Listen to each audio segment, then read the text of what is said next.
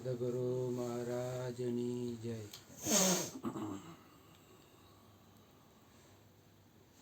હમણાં જ અરુણ બાપુએ ગુરુ કૃપાથી સત્સંગ કર્યો. વાત કરી કે ભાઈ અહીંયા તીર્થો, કે મારે ક્યાંય તીર્થ જવું ન પડે, તીર્થો અહીંયા રેઢા રેઢા આવે છે, જે અહીંયા બ્રહ્મ અગ્નિ પ્રગટ છે એમ. તો આપણે જો અહીંયા સત્સંગમાં આવી તો આપણે ક્યાંય જવાની જરૂર નથી એમ. એટલે જો એ તીર્થોના અસંખ્ય અગણિત લોકોના પાપો જે ઠલવેલા અહીંયા બળી જતા હોય, તો આપણા તો બળે જ.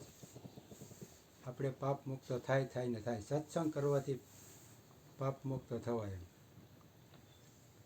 કે સંત મિલન કો જાઈએ તજી માન મોહ અભિમાન, જ્યું જ્યું પાँव आगे धरो कोटि यज्ञ સમાન.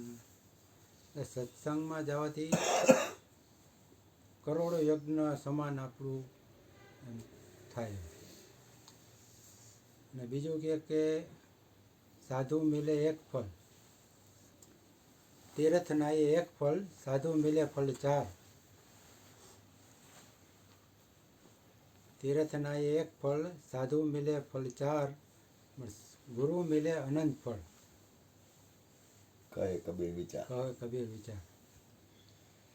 એટલે ગુરુજીના શરણે જવાથી આપણે અનંત એમ કે આપણે ફળ પ્રાપ્ત થાય.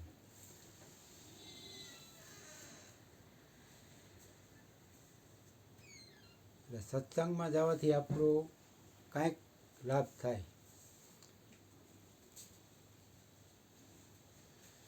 બોલીએ સદગુરુ મહારાજની જય.